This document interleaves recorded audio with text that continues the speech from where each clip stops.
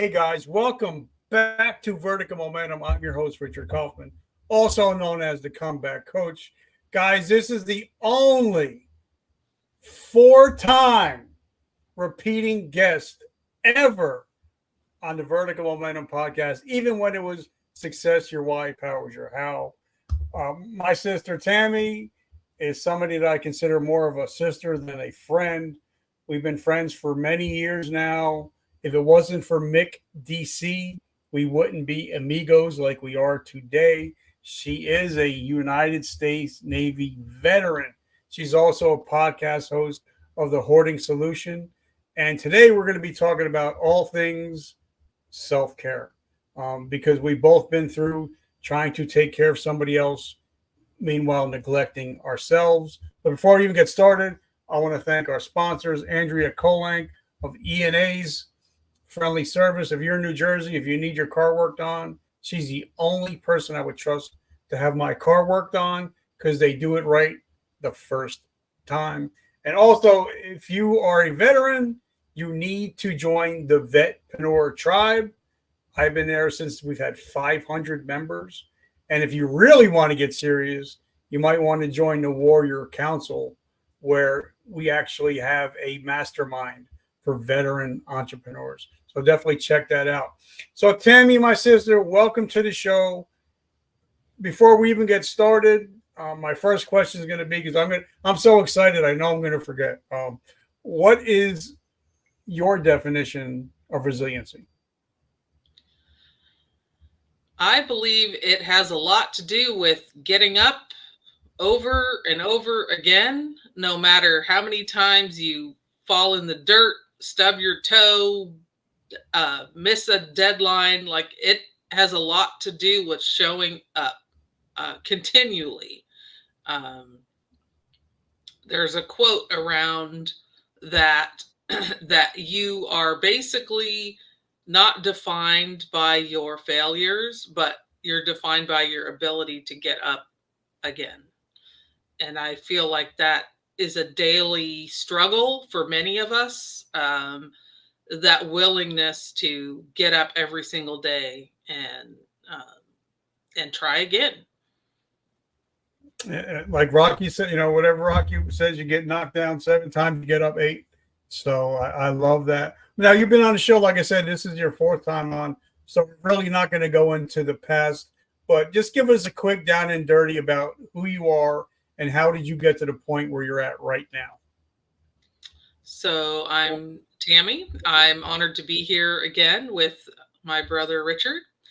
I grew up in a hoarded environment in the 80s, so we didn't really call it anything except, it's a mess.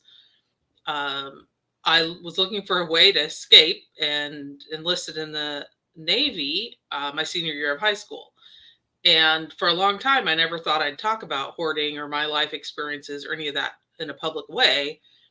But once I started to become involved with some of the veteran groups after my time in the military, I started to see that a lot of people came from a similar background or had a similar experience. And the military, whatever branch they chose, was an escape pod for them.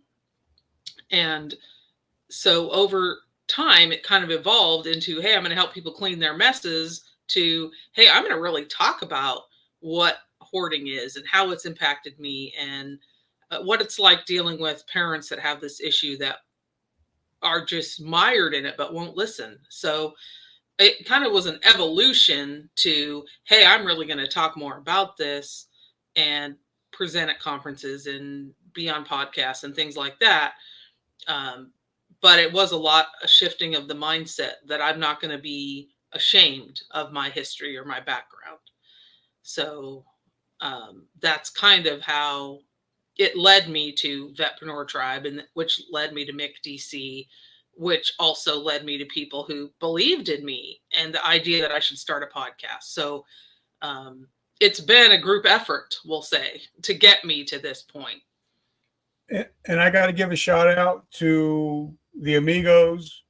I got to give a shout out to Daniel Curry, Mark Dudek, Kurt Balish, Trish Lito. We were all at the diner there that night, and that's how we actually sketched out your podcast on a napkin, and you actually brought it to fruition. So if it wasn't for Mick DC, I don't think we would have the relationship that we have. And actually, the interview that I'm dropping tomorrow is with Stephen Eugene Kuhn. Mm-hmm. And so, and I actually met him for the first time in Mick DC. So I want to give a shout out. But let me just ask, because what's the difference between somebody that hoards, that has a hoarding problem, and somebody that just has a lot of shit? Because I got a lot of shit, but I don't know if I have a lot of shit or if I have hoarding problems. So how do you delineate the differences? So I primarily look at one is your mindset, like all the stuff you have. If you were to lose it all, would you lose your mind? Or would you say it's just stuff and I can replace it, or it wasn't that important in the first place? The second thing is, can you use your home in the way it's intended? So can you take a shower in your shower? Can you cook in your kitchen?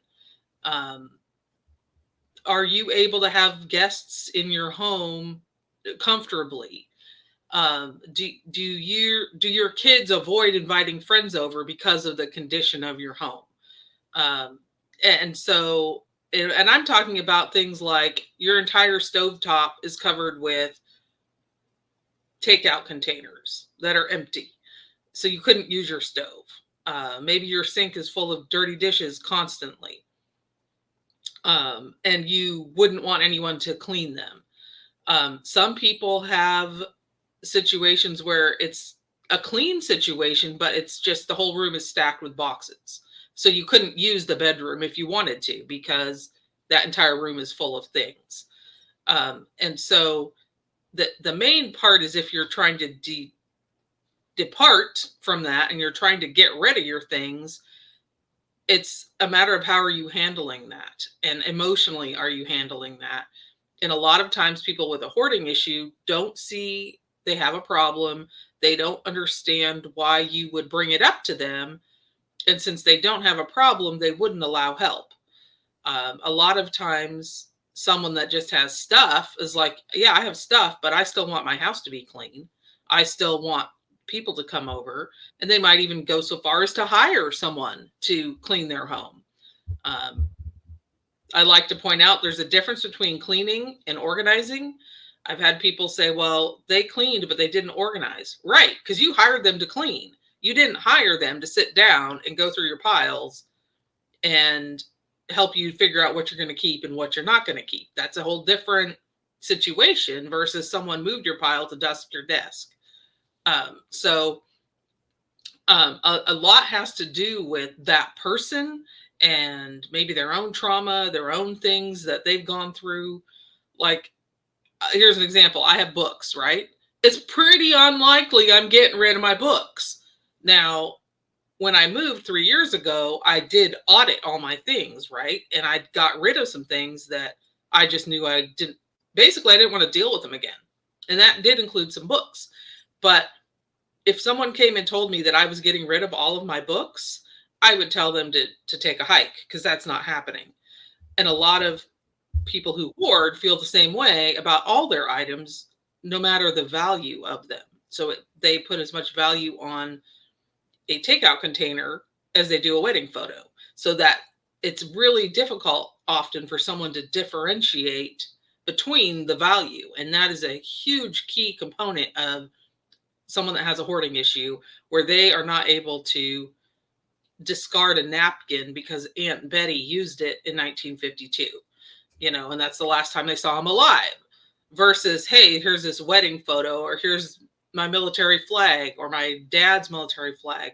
Like, that has value, that has sentimental value, and it's not something you'd want to pitch in the dumpster.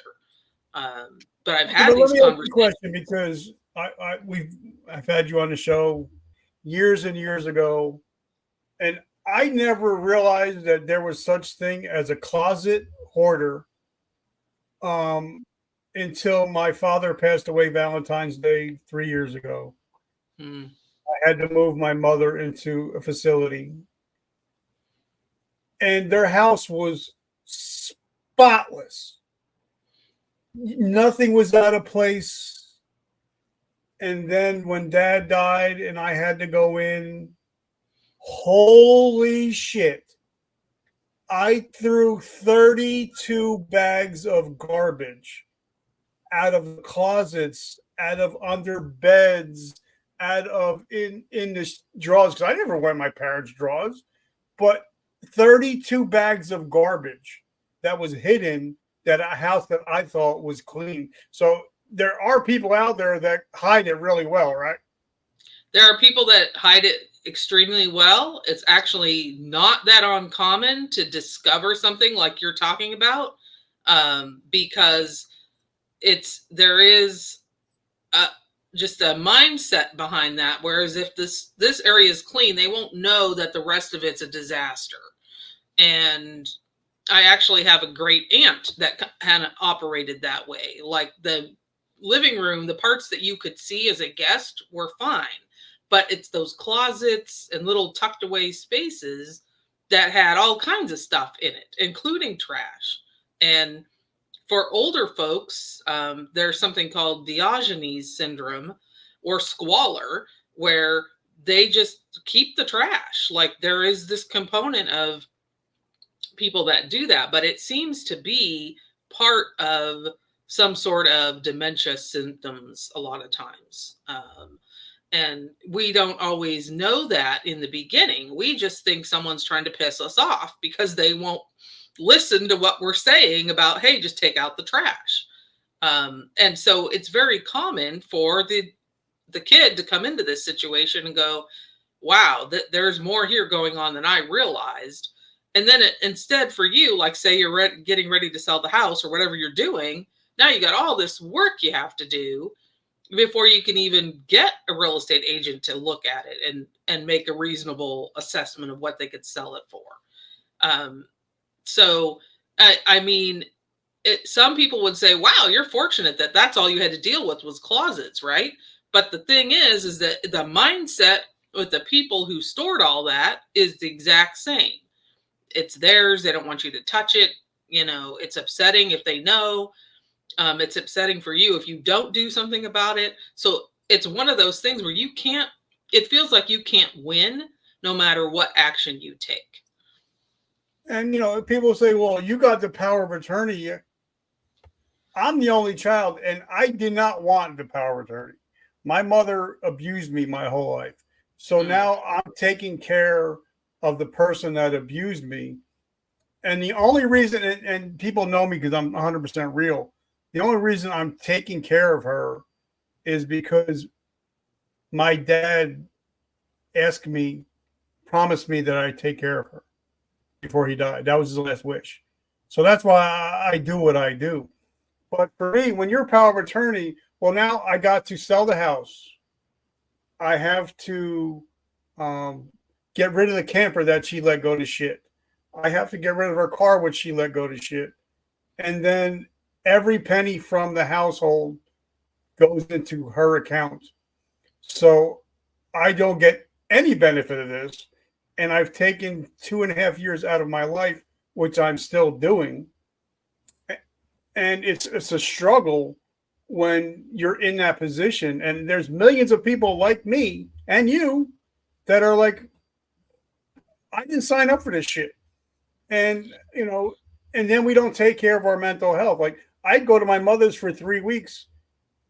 I mean, I love Chick-fil-A, but when you're eating Chick-fil-A every day for 3 weeks, it's not exactly healthy. And then when you're staying in a house with all it has electricity and heat, but there's no internet. And so for 3 weeks, I'm by myself with no internet. You have to take care of yourself as a caregiver. And that's what this episode is about, is how do you take care of yourself as a caregiver? And tell us about your struggles, because we've gone back and forth over the last 3-4 years. We're going through the same shit pretty much. So talk about your struggle. Well, pretty much we are going through the same BS. And I would say that your struggle has been different than mine because you had to sell a house and because you had to place her. And by the way, when people say, hey, I'm going to take care of my parent, placing them in a facility is on that continuum of care. It does not mean you have to do every single thing. It does not mean you have to wipe bottoms and prepare their meals. A lot of times, once you've placed your loved one in a facility where they're getting that 24/7 care, now you can go back to being the son or the brother or the husband or whatever role you were playing before you stepped into the caregiving side. I basically inherited the property where I grew up. I didn't really know that that was part of the deal. What I should say is I inherited a portion of it when my father passed. And then we were moving here and we had an agreement that we were going to clean up this place. We were putting it entirely in my name so we could place a home here. And at that time, we had this discussion and agreement. We did the legal channel. We met with the attorney. We did all the things so that that would be a valid situation for everyone. But things change, right? Change, the only constant. And eventually, my mom, who still lives here, was very upset that we had been cleaning the property. And that in the beginning, that wasn't the case. She was helpful. She was doing the thing. She was helping us and agreeable to everything until it really got down to the point where, hey, that 30-year trash pile is going to the dump. End of story. No discussion. That's it. And what I have found is that often a person with a hoarding issue responds the same way, whether you tell them or not, that you're going to do this thing. And even if you talk about it and discuss it. But in that process, I learned about things like hospital delirium that older folks often get and don't come out of after a surgery. And the older you are, the more likely it is that that can happen. You come out, you're alive, but you're altered and you never quite come back to that state that you were in. And that led to a whole lot of other issues. And I'll just say, I'm grateful that I had responsive fire department, responsive EMS, that at that point, the medical doctor listened to what I had to say. I could go into more about that. And there's a whole lot of things that we could improve when dealing with our older folks. And for people like Richard and I, who are like, hello, we have this thing dumped in our lap. Now what? Who do you talk to? Who knows about it? What are your resources? I recently called the Alzheimer's organization, and I was astounded that someone answered the phone, called me back, listened to my story, and said, okay, here's some things that you could do.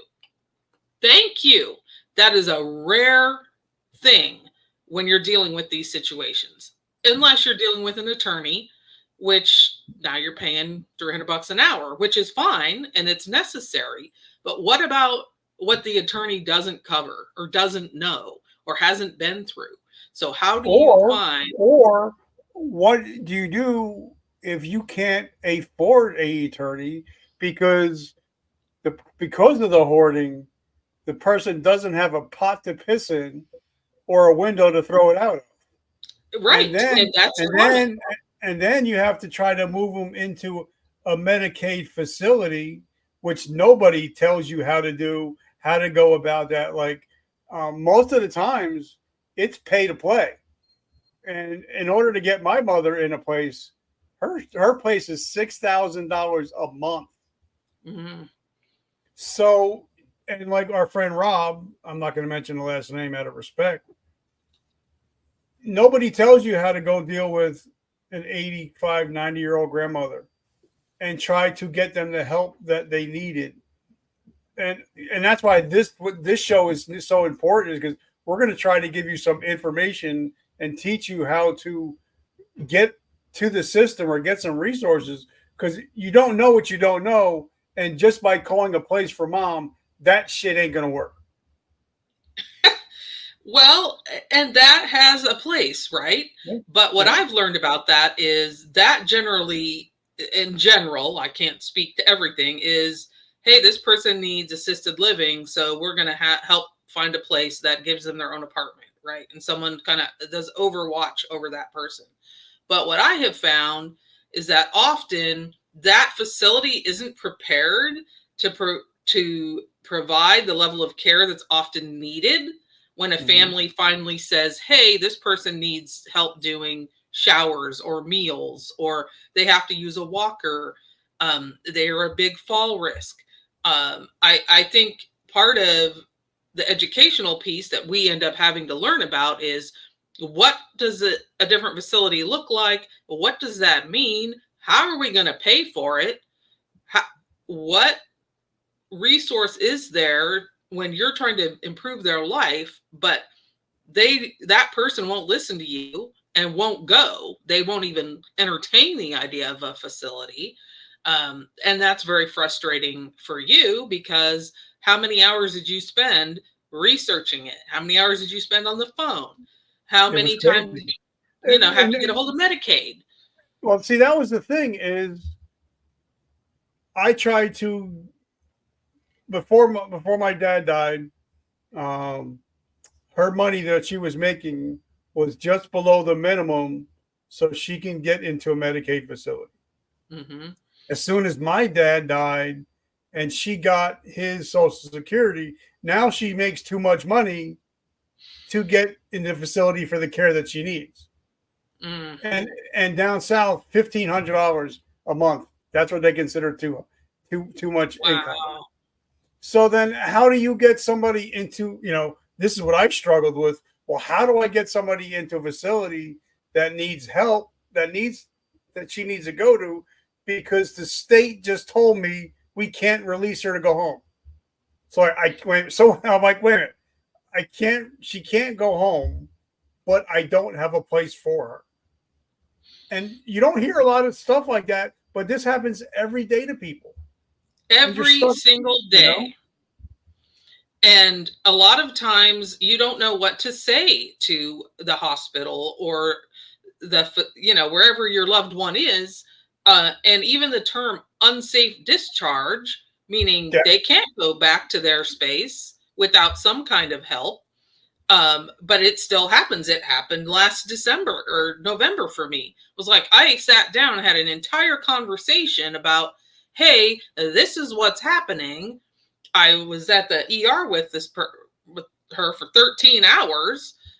They were doing what they could, but their computer system went down, which slowed everything down. But I shared everything I knew, and still, after an observation stay, she was released, and someone else brought her home. I didn't get a call. I didn't know she was being released. They had all my information.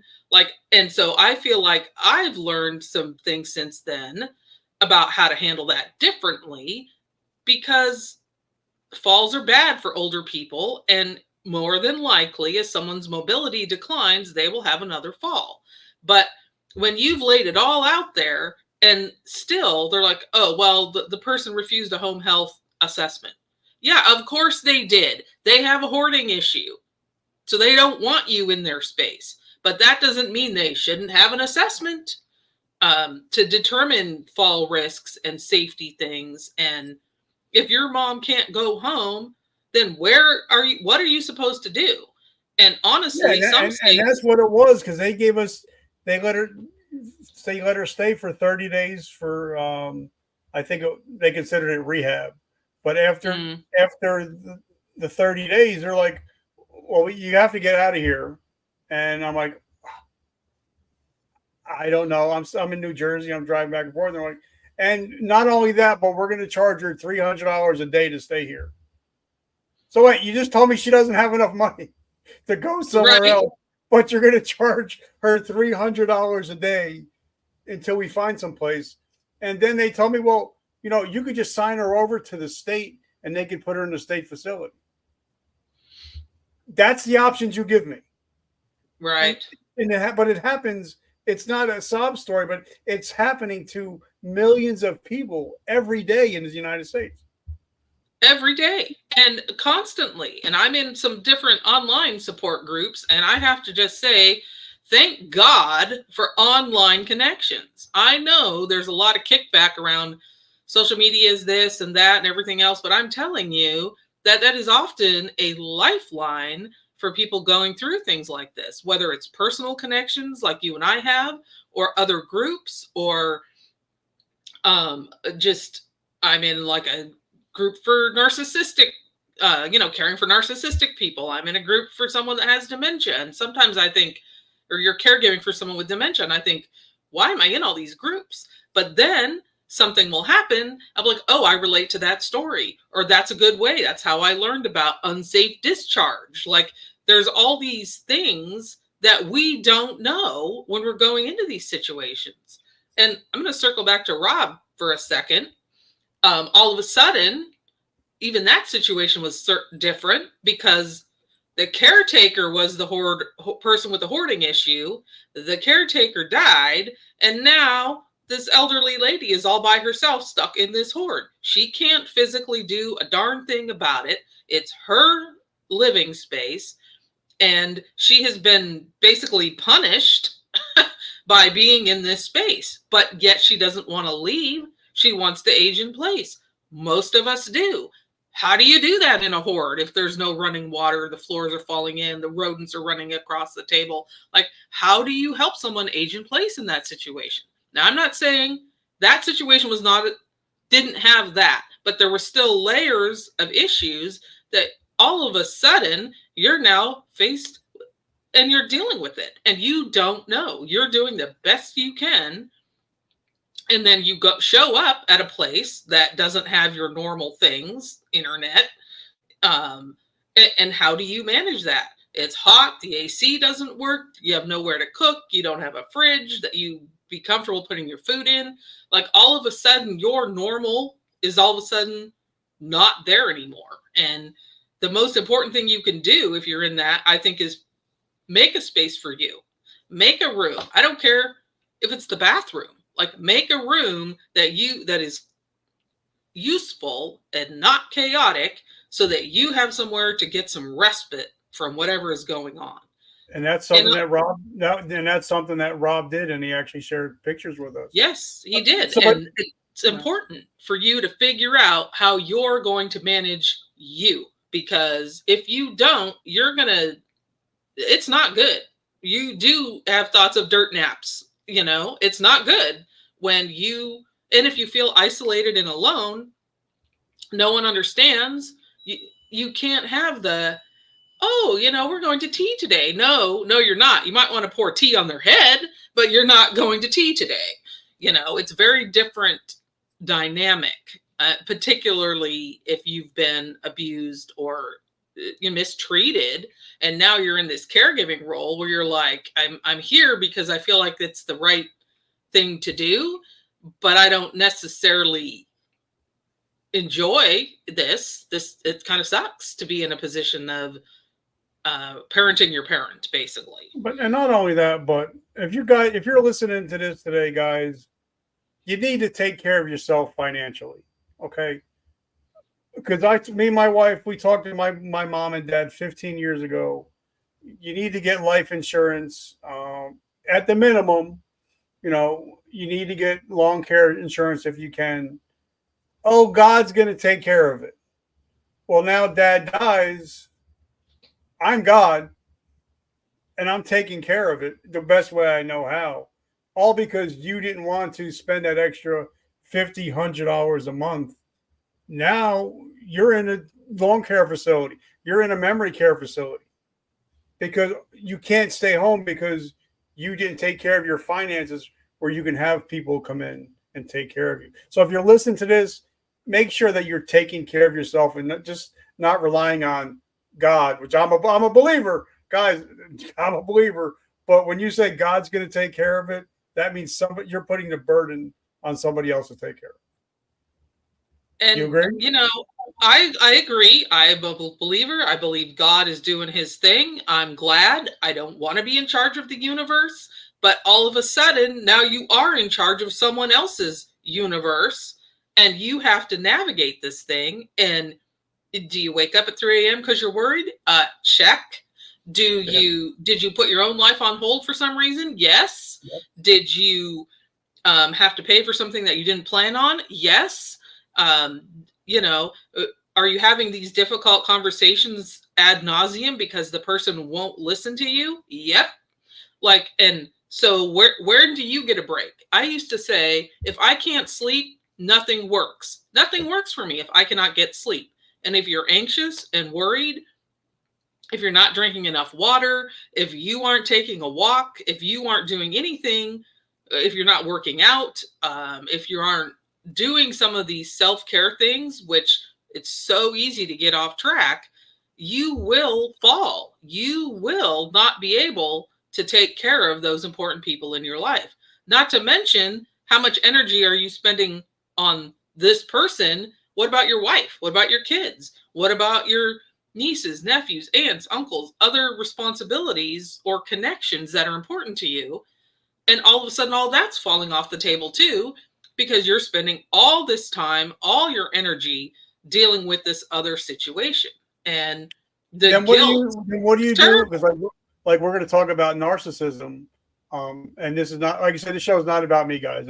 I'm already over it. I'm done with it. I got one more thing I got to do, then I'm done.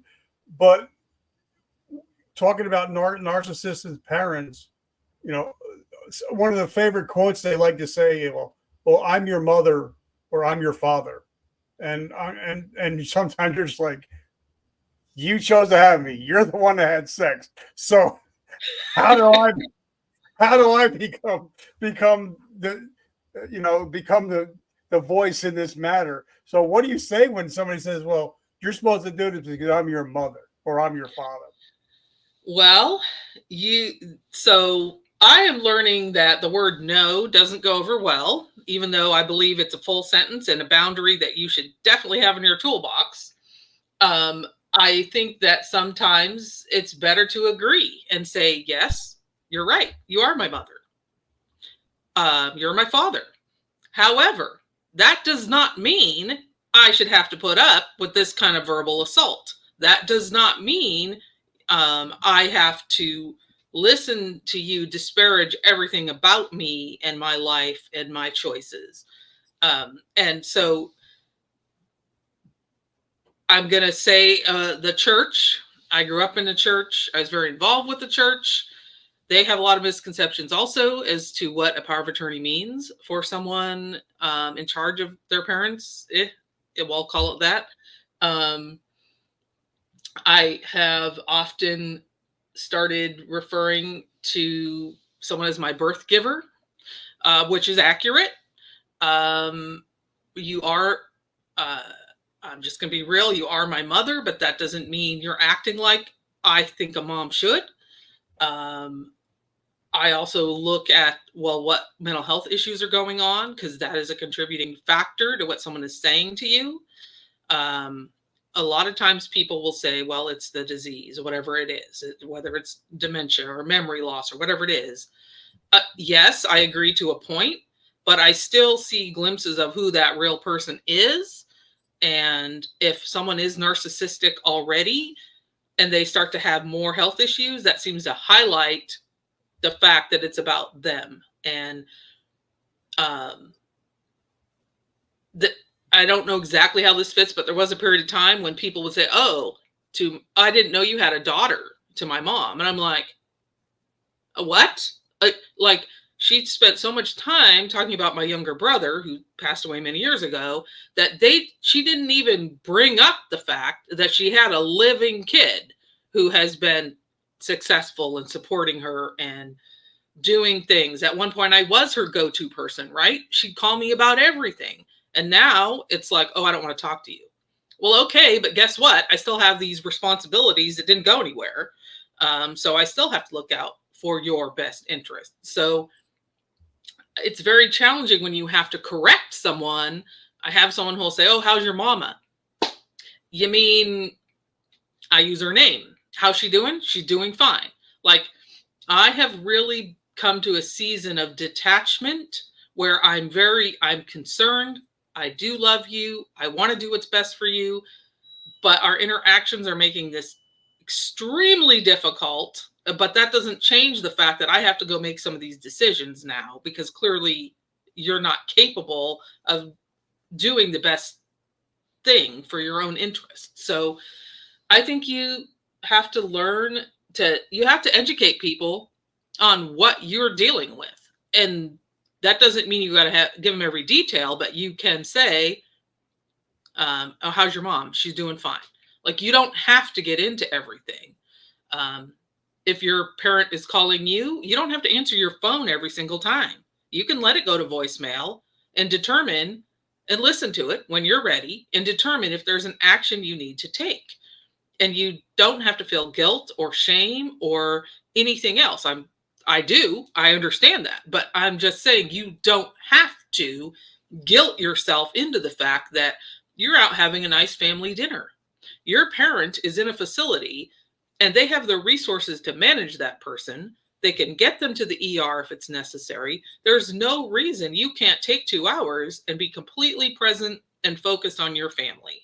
And you can have that conversation with the facility ahead of time. Hey, you call me if there's a problem. You know, she's called me 97 times today, which is very common. So you kind of have to figure out, what are you willing to do and what are you not willing to do? And like, for me, a personal boundary is I will not clean a hoarded camper again. That's not happening. I went through enough verbal baloney the last time I did it with that person's agreement. So I will not do it again. Now, if she can hire someone, I'd hire someone to come do it. She can pay for it because it's not my crap. But I'm just saying that there's an expectation that your person's in the hospital. Oh, you're the kid. You should go home and clean out 32 bags of garbage. Why? I'm already stressed out. Why is it my responsibility to clean up their mess? And side note, you might be doing yourself a disservice if you do that, because now how are you going to prove to a home health agency, a hospital, a social worker that this was a disaster?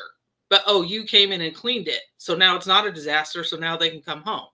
But they are going to be mad because you cleaned it, generally. It's not going to be pretty. You're going to be accused of stealing and not knowing the difference between a used up rubber glove and, you know, a guitar. Like, and that's just not accurate. So you have to figure out, what are you willing to tolerate? What are you willing to do? Like, will I get you groceries? Yes. Will I drag you all over Timbuktu for 10 hours a day? No. Like, there is a limit to what you need to provide. And I really feel like, is that person safe, warm, comfortable? Are they cared for? Yes. You are fulfilling your perhaps self-imposed obligation to that person. Well, I think the hardest part is a lot of people think, because they see the commercials, they're like, you know what? I'm going to call a place for mom or one of these places. They're going to come pick her up, and she's going to be sitting by the pool drinking Mai Tais and sitting at the pool with a guy named Frank. That's not the way it actually is. No. In order to get somebody into a facility, you got to jump through hoops. And especially if you have, because I never heard this talked about, but if you're trying to get somebody on Medicaid in a facility, they do a 5-year look back. Yes, they do. Everything that's been spent out of their accounts. And it takes, I know it's costing us, I think, $10,000 out of our checkbook to make sure so she can get on Social Security. So it's not a walk in the park. It's not you call place for mom, they come pick up mom, and then she's in a place, because it's for profit. And the average home, the average assisted living is between $4,000 and $10,000 a month. And then if you're need memory care, now you're bringing it up a couple $1,000 a month. if you didn't prepare, you're never going to know what you need to do in order to get a person in a facility until you have to get somebody in the facility. So, have you heard about stuff like this? I have. I had a recent experience with a different family member that was being cared for, but the level of care became too much, which is very common. You have to know what that limit is. Was placed in memory care. Actually, I back that up. Was placed in assisted living based on the assessment that the people did to have her move there. She moved, she fell, she had another issue and ended up being removed from there and placed in a small, basically adult family home that only had 6 people, 6 beds. A, the cost was less. B, the care was better. I visited both locations at that time, and my assessment now as I review that is the facility that first did the assessment was not equipped for that level of care. Assisted living is you basically have your own apartment. They check on you every couple of hours. You're somewhat independent still. If you are already in a wheelchair, using a walker, fall risk, can't make your own meals, I am finding that is not the appropriate placement for someone. That you might have to go to memory care. You might have to look at nursing home care because of their level of need. And the most irritating part about that for me was the amount of money it took for the assessment, the deposit, all this jazz. A lot of it's not refundable. So you just paid out maybe $3-4 grand for this whole situation. It could be your loved one. They may have the money, but you're not getting that back. But they didn't assess properly. That's my assessment of that. And I know that happens to other people. And the person I'm talking about passed away a couple months ago. But again, at that point, the quality of life is 0. So it's not necessarily, it is sad, right? But what's sad is the person you knew is no longer there. Once they go, it's like, okay, now I know, at least in my belief system, they're at peace and they don't have to struggle to breathe anymore, basically. And that's another piece of things, right? There's hospice care, there's palliative care. And so you don't even know what the difference between that is when you start these conversations. And you're dealing with grief, right? Like my dad passed away, your dad passed away, like you're dealing with the grief part of things, but that you can't just deal with that. Now you have to deal with all these other things, as far as the living and the selling and what do they qualify for? And each state has different requirements for Medicaid things. But something about the 5-year look back also, though, is there are exceptions to that. For example, if you can prove that you've been a caretaker for the past 2 to 3 years, something like that, I definitely recommend looking up and researching what those exceptions are, because even the people you talk to don't necessarily know what those exceptions are at those places. Even if you're applying for Medicaid or whatever state program you have, they don't necessarily understand all the intricacies of the rules of what qualifies, what doesn't. If you can put things in a trust, but even then it has to be a certain period of time before that person's in a long-term care facility, whatever they're in. So the financial piece is huge. But unfortunately, just because you get somebody in a facility, that doesn't mean that it's over. The game's done, because when somebody's in a facility now, I'm like, I want to go see her a couple times a week, but because I've put my business on hold for 2.5 years, I got to play catch up. And it's kind of like, I feel bad because I'm not going there, as much as I want to, but I also got to take care of my, I got to put food on the table. I have this business. So what do you say to people that are like, I just don't know what to do because I'm trying to make everybody happy, and the only person that's not happy is me. Not me, but I mean But in general.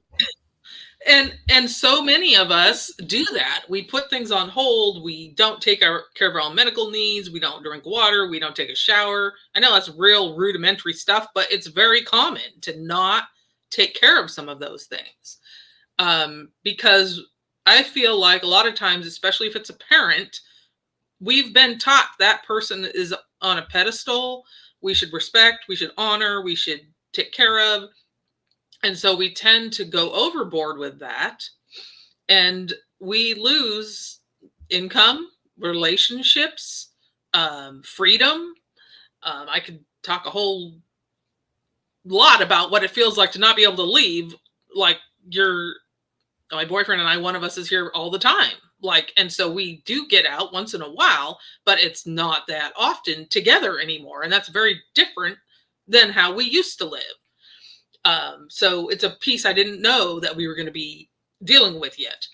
I think you have to figure out, again, what that person's in a facility now, right? That means they should be managing their medication. They should be managing those appointments. A lot of times they aren't, and that's why we're still doing a lot of the things we do. And I think a lot of times we continue to volunteer for stuff because we think that's the way to show that we love that person. But I think sometimes the way to show love to yourself is to release some of that. Ask for help. Call the facility. If your person is calling you, 20 times a day, you don't need to answer that every single time. You could call the facility and say, hey, my mom's called and wants, ibuprofen, and she's called me 10 times. Could you maybe go see what's happening? You could set limits, like how many times, like say you want to go twice a week, but that's impossible.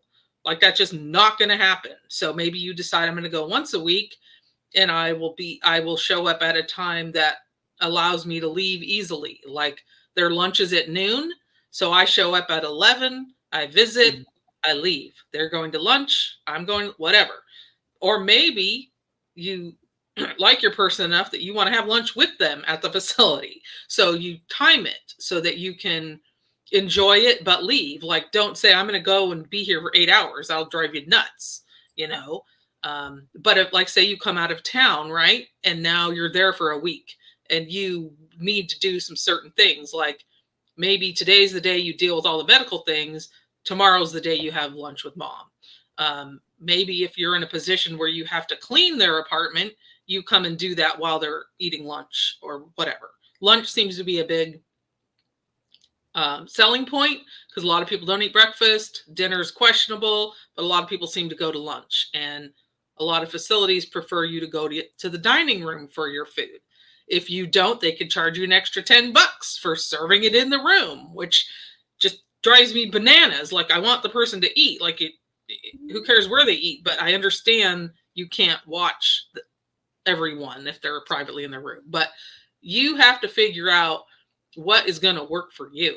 What is going to work for your family? How much are you willing to devote to this? Especially if it's been narcissistic or abusive, or every time you go, they talk about they hate you and they don't want to see you. And why are you even here? And then it becomes, who are you?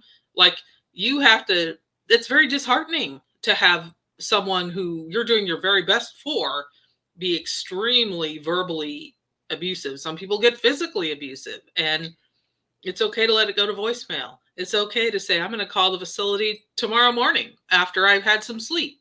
If it's non-emergent, you can get out, take a walk, sit in nature, pet the cat, walk the dog, watch something funny on TV, read a book that you enjoy, have some tea, like go take a shower. I mean, I'd been so stressed out last fall when my person had a fall and everything else, that when they finally got in the hospital, I was like, oh, I'm going to go home and take a shower and freaking go to bed. And I don't care that it's 5 p.m. on a Saturday. Like, I know they're taken care of, and the hospital has my number, and I will deal with this in the morning. And nothing bad happened because I But chose to take care let's of them. talk about facilities for a minute, because when a person gets on Medicaid, like mom should be coming up on Medicaid, I think, in like 3 months.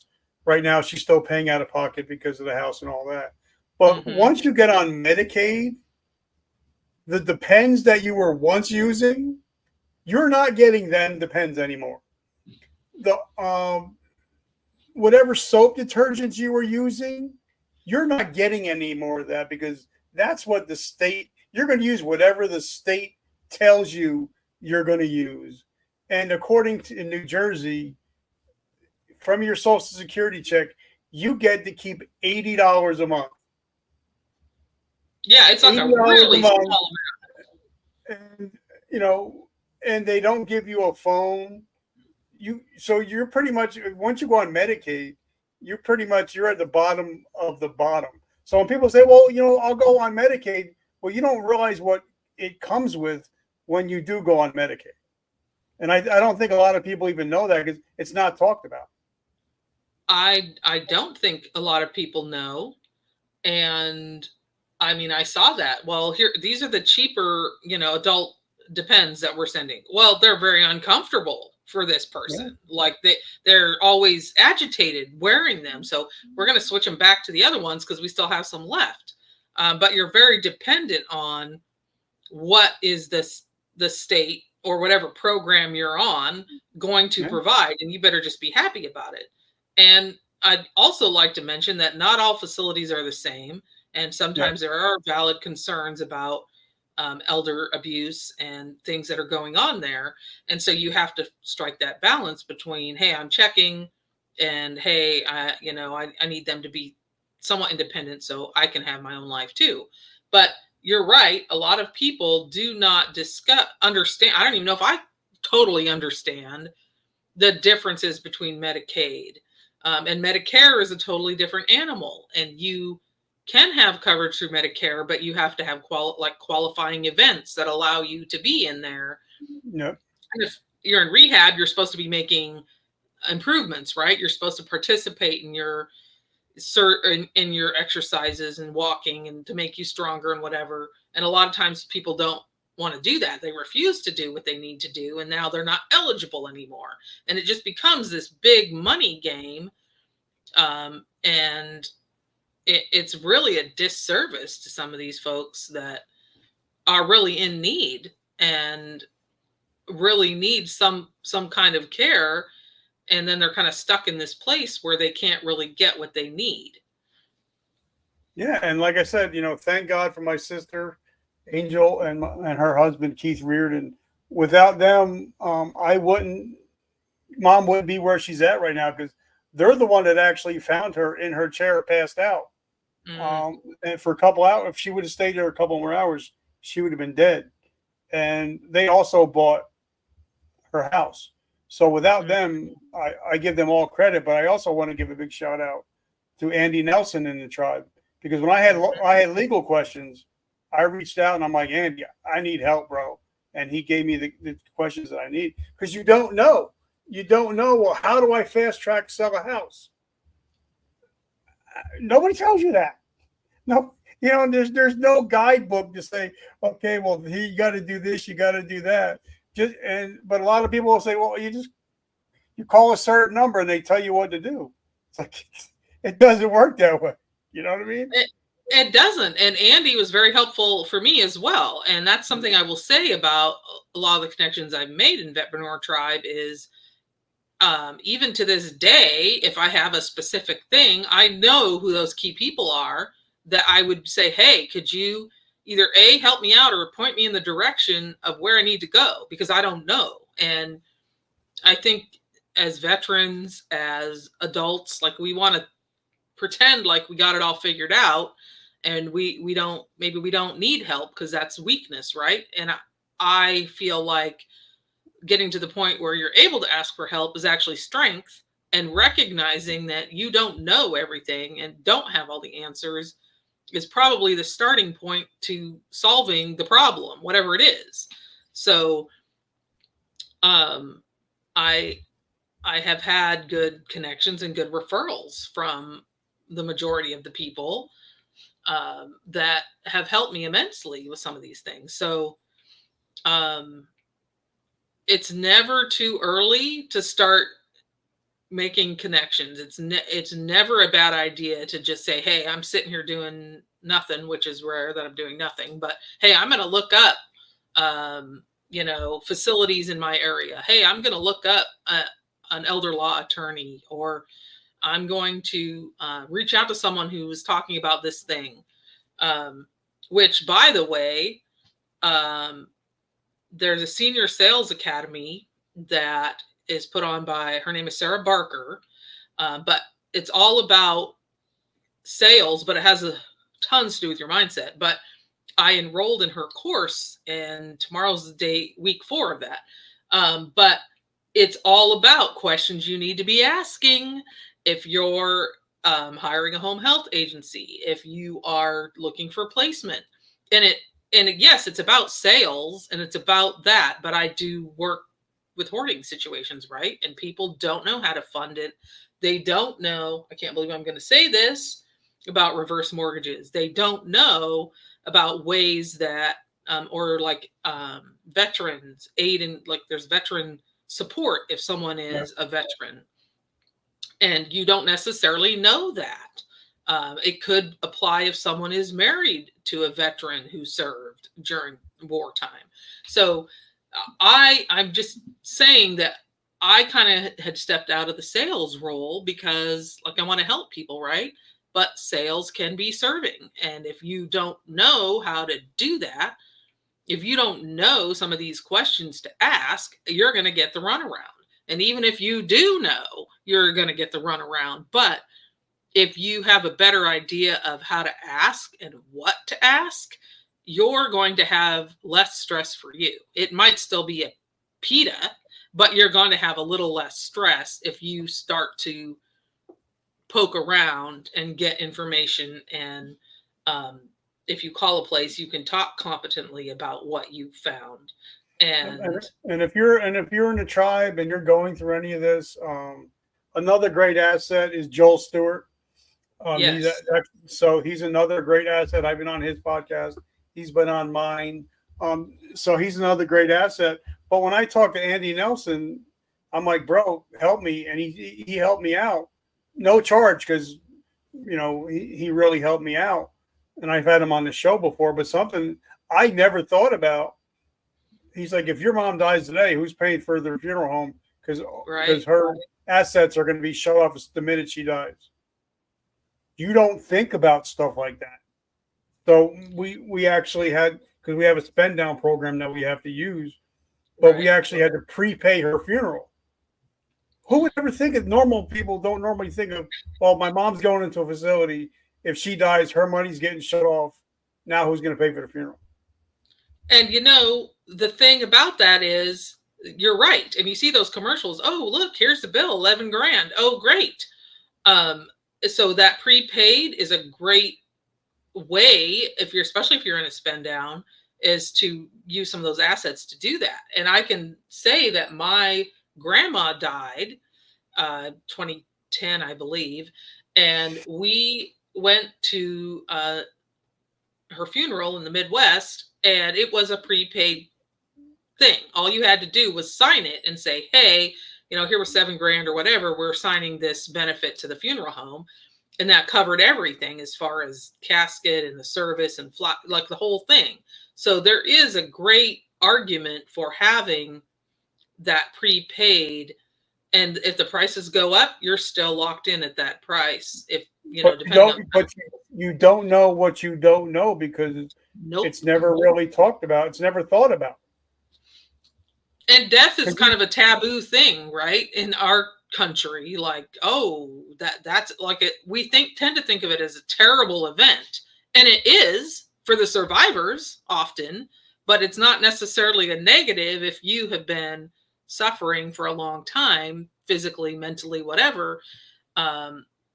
You know, I can honestly say that my dad got to the point, which he, by the way, he was pulled from the Hoard, hospitalized, nursing home, died 3 years in the nursing home. But so I'd already been through this path before, and it's just, you don't know what you don't know.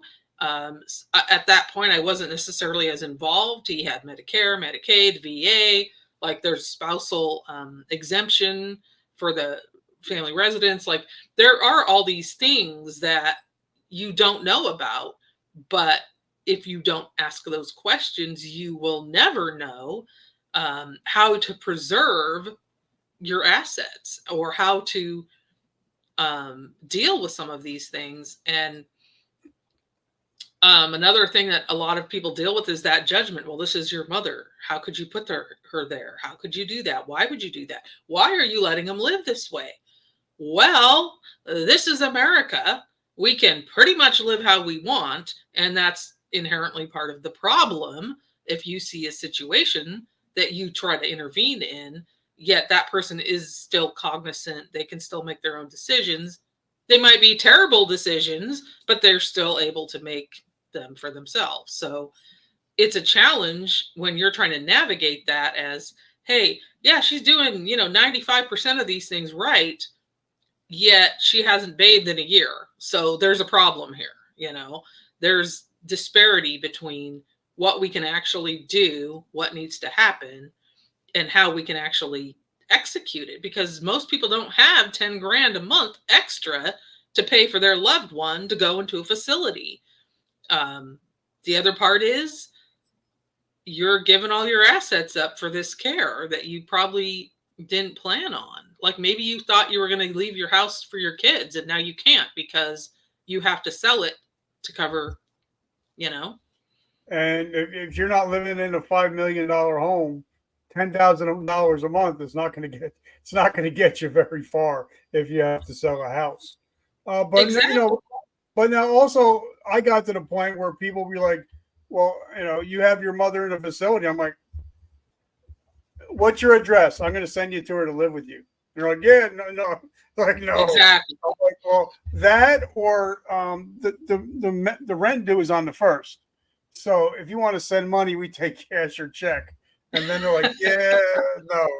So it's a very lonely thing. Even if you have family like brothers or sisters, it usually one person takes the lead and the other people kind of back.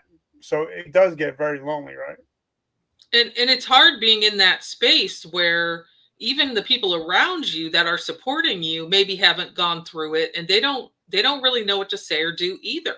And so it's a very lonely spot to be in. And so even though like I have a person in my life that's very supportive, when it comes right down to it, I'm the one that has to make the call on this. And you don't necessarily think that you're going to be that person, right? You didn't think that you were going to step into that role and have to make those decisions. And oftentimes we're parenting our parents. I mean, we really are. We step into that role where they used to not let us cross the street if it was dangerous, and now we have to do it. And they are strong-willed and independent, and they didn't get to be 80 years old without some kind of determination and resilience. So then you're butting heads, and often they used to listen to you maybe, but now they won't, even though your MO has never changed. You have always wanted to try to help that person. I look back, so here's hoarding for you, in a folder of stuff that I had, and it's like 14 years that I've been doing behind the scenes stuff. Hey, let's get out of this stupid timeshare. Don't sign another form about that. Hey, let's upgrade your phone so we don't have to do 57 minutes every 2 months to get you more minutes on your phone. And granted, we've evolved with phones, right, since we started that. But I just look back over all the time I've spent and energy and worry and concern. And it didn't start with, oh, this, the hoarding is bad. It started with things way before it got to that point. But like you said, and I'm going to just circle back to the self-care part, not only do you need to pour from a full cup, like your cup needs to be overflowing on that saucer so that you're pouring out of that saucer. One of my first coaches years ago used that analogy, that you've got to be so full that you are able to be there for the people that are matter in your life, including you, which is why water and workouts and journaling and whatever it is for you, meditation, connecting with something like Warrior Council, or I do some Reiki work with long distance, like for healing, for me to deal with my stuff. And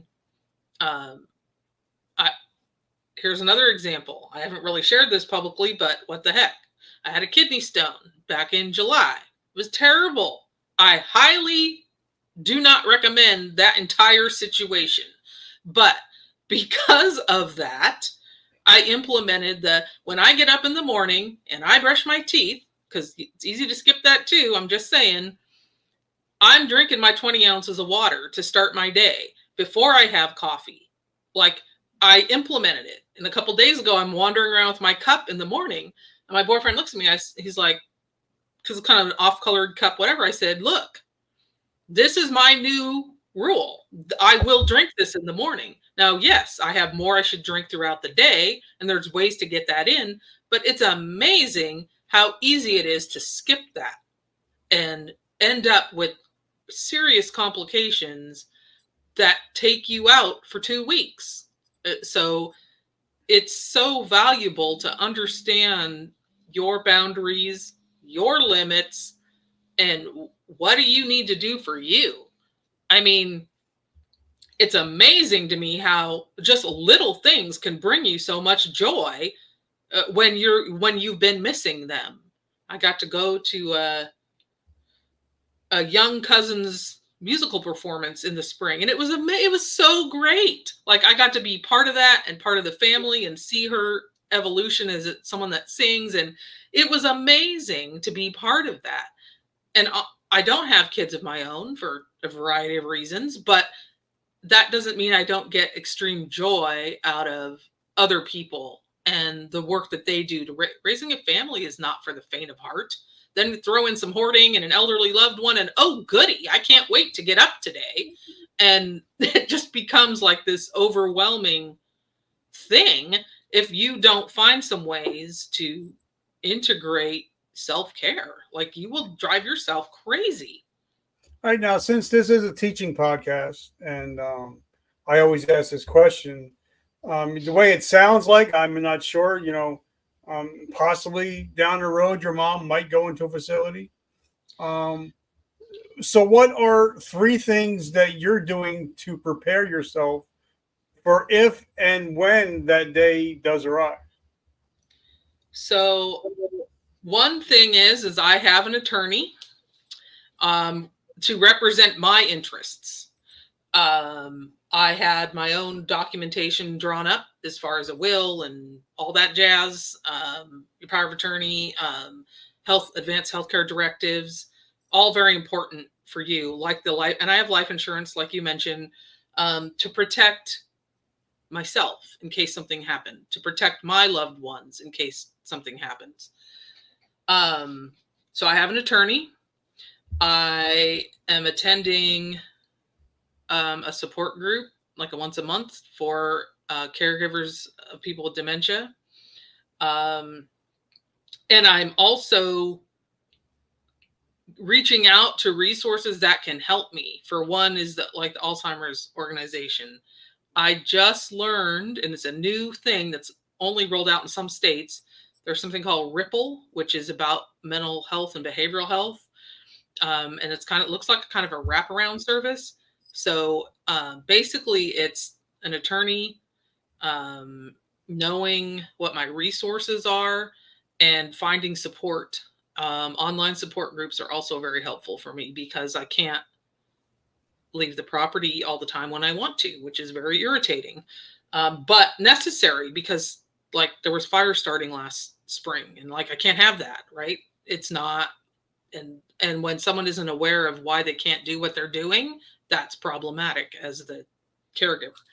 And mentally, I get, you said 3, but mentally I'm preparing for this idea that I may have to really push hard. I'm trying to have conversations and prevent that. But a lot of it is around your mindset and what's best for that person. It's not necessarily fun or enjoyable, but you are end up in a position where you're having to make these decisions for someone because you care. You wouldn't do any of this if you didn't care. So when people give you any guff about your decisions or the fact that this is your loved one in a facility, like you said, do you want to write a check? Are you going to pay for that in-home health? Like, unless you have a solution or you've been through this, maybe that's a topic we shouldn't be addressing for your own peace of mind, and maybe to preserve the relationship with the person who's giving you this insight. you know, it's, and pray. I guess I pray a lot. I had someone ask me, "Oh, how's your spiritual journey?" Well, God and I have a pretty ongoing conversation pretty much on the daily. But sometimes it isn't, "Oh, thank you." Sometimes it's, "What are you doing?" And then I have to back off and say, "Okay, well, maybe you're going to show me what you're doing." Maybe I just saw something the other day. Scott Oldford talked about don't try so hard. And I was like, oh, huh. I always try hard, right?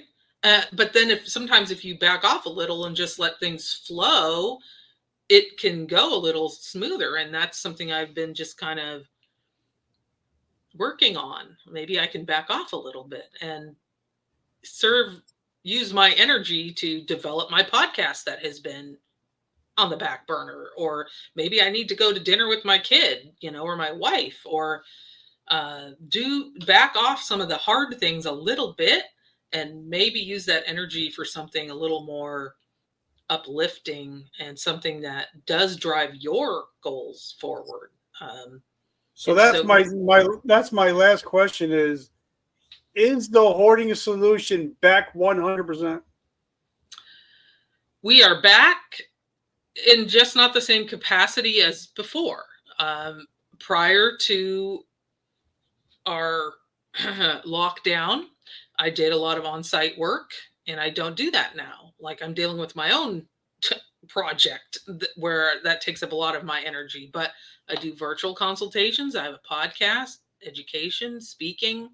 I'm creating a membership for people who are struggling but need a weekly place to come and say, "Hey, this is what's going on." So I am here. I am present in what I'm doing, and I am working on being more transparent. And I invite people to connect with me. I would love to talk to EMS and firefighters and police, our law enforcement, and people who've gone through some of these things. Maybe what's worked, what challenges they've faced. Other people who want to talk about it. Like, this is a hard conversation. This is a difficult journey that a lot of people are on. And it helps to know you aren't by yourself. Even if you're in New Jersey and I'm in Washington State, we still have that connection. We still have that desire to see each other succeed. And I think that's one of the most important pieces to me with technology is. So then how do we get in touch with you? Obviously, I'm in your DMs every day. But for people that aren't, how do we get in touch with you? How do we support your mission?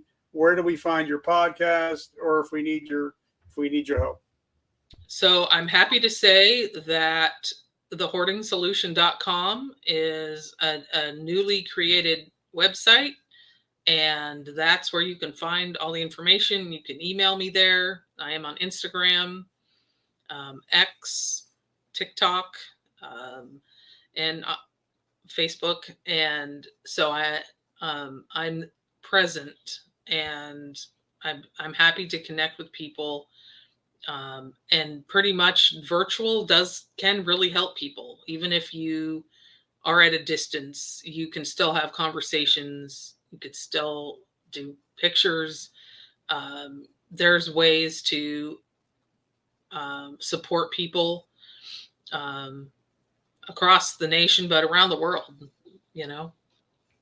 I love it. And guys, like I said, if you're in New Jersey, you want to need your car fixed or truck or van, check out Andrea at ENA's Friendly Service. If you're a veteran and you want to become an entrepreneur, make sure you join the tribe where Tammi and I are very active. And if you really want to get serious and join a mastermind, make sure you join the Warrior Council. I think it's like $50 a month, but I've gotten 12x over what I spend just on hanging out with people like Andy Nelson and all the other guys and girls that are in the council. So Tam, I just want to say, I love you and I appreciate you. And like I always said, in private and in person, you're the sister I've always wanted.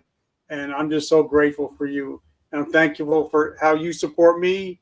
You support my bride. You support my daughter. So I just want to say thank you for your friendship all these years. Well, thank you. I consider you my brother, and I love and appreciate you too. And like you said in the beginning, without Mick DC, I don't know where it would have gone. I don't know how things would have gone, and that did change the trajectory for a lot of things for me. So I'm honored to be here and part of your journey as well. And guys, remember, I'm a big Joel Osteen guy. He always says that every morning we wake up, we have a choice. We can either be a victor or a victim. And if you listen to this show, you're no longer a victim of your past, but a victor of your future. So thank you guys for always showing up, and I love you guys. Tammi, thank you so much. Have an amazing week, and keep doing the great things you do. Thank you. You as well. And guys, remember, vertical momentum, the only way to go is up. I love you guys. Have an amazing week.